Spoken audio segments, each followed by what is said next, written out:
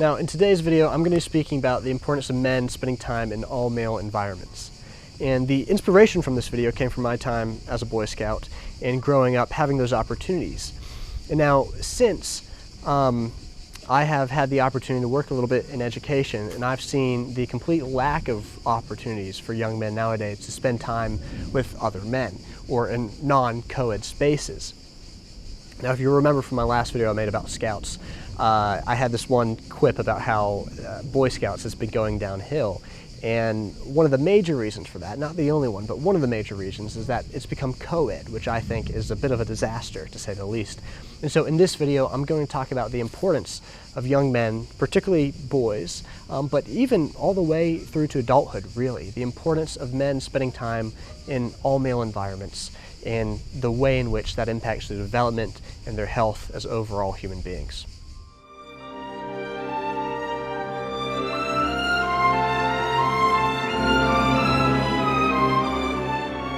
So the two main reasons I'm covering in this video for why young men should spend more time in male-only environments are as follows.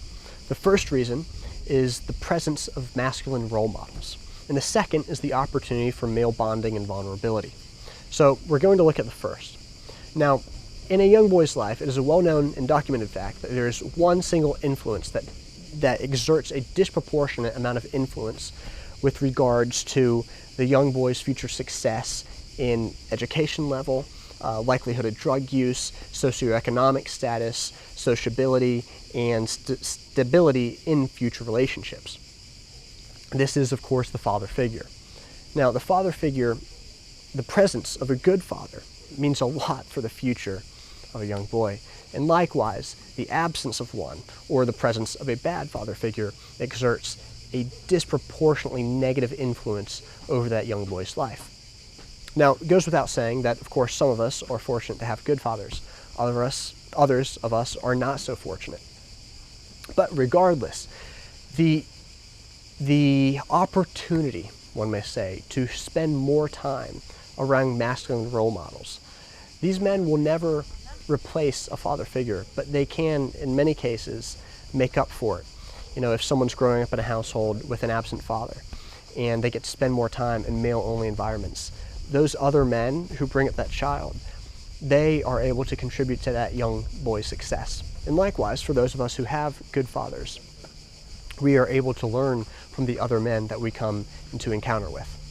Now, like I said, this video was inspired a little bit by my experience in scouting. And what I thought was really, really unique about scouting is that it was what it was. It was a group of course, young boys coming together and spending time with each other, but they were there under the presence of men who volunteered their time for the explicit purpose of helping these young boys become men. So think about that. This isn't just a casual, teacher at school or a coach of a sports team. Not that those are bad by any means, but it was intentional time spent that these men dedicated with the goal of helping young boys become men, and it was incredibly valuable. So whether it's in Scouts or whether it's on an all-male sports team or, again, spending time perhaps even in all-masculine schooling environments, I think these are very great opportunities for young men to grow because they're exposed to role models who, as studies have shown, exert a disproportionate amount of influence over young boys' lives and help them to either become the great men that they can be and contribute to society, or to hinder them from doing just that.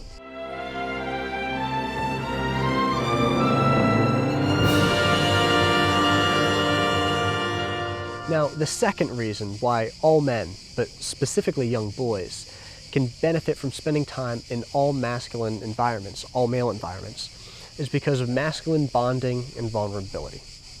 Now, I'm going to say something that might sound crazy to some, but if you spend any time in reality, you'll quickly discover that this is the case, which is that men open up differently when they are only surrounded by men.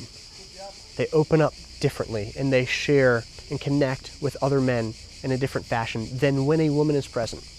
Now, I'm not saying that these are inherently better ways. One's intimate relationship with a spouse, for example, is a great opportunity for opening up. But there are different ways, and they are needed ways.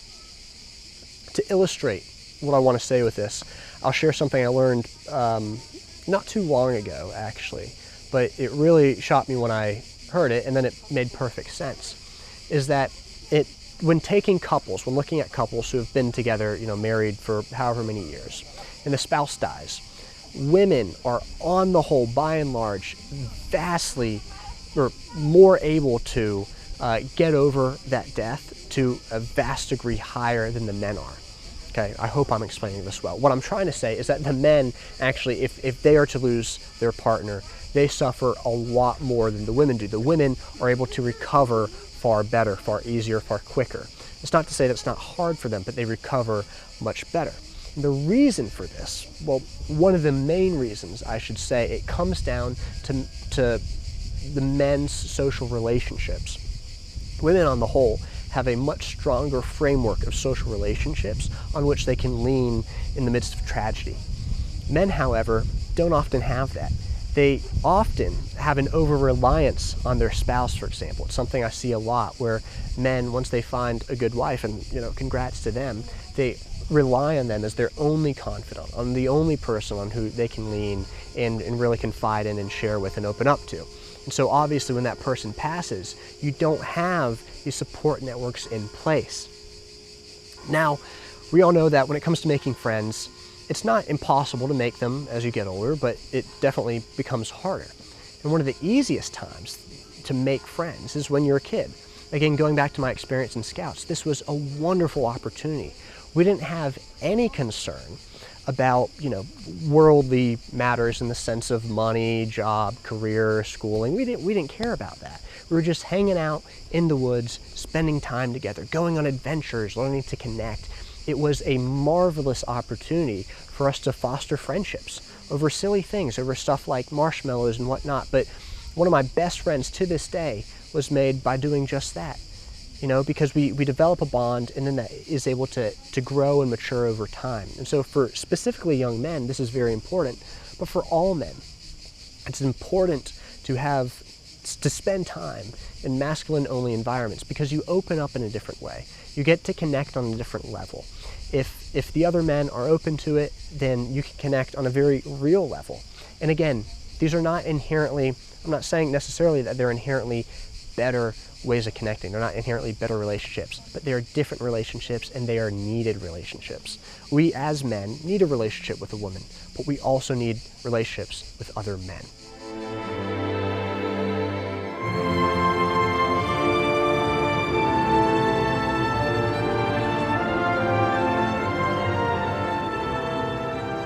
So in conclusion, I'll end by saying two things.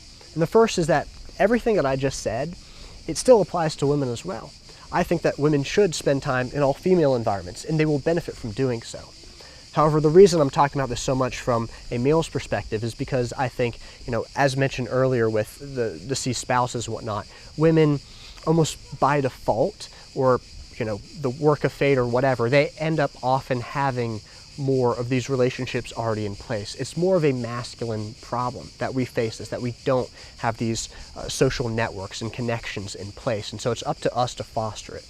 But in terms of the principle behind it, it works for everyone. So that's the first thing I'll say. The second thing that I'll say is that go out and start making these opportunities happen. I highly recommend it.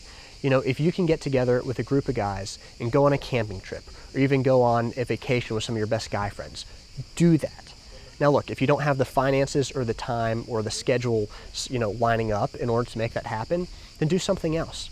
Recently in London, for example, I had the incredible opportunity of one night before I moved to Italy, to get together with some guys, have dinner, smoke some cigars, and have some drinks. And it was one of the best evenings of my life, honestly. It made me not want to leave at all because I had such a great time. Some of the best conversations I've had in a very, very long time were had that evening.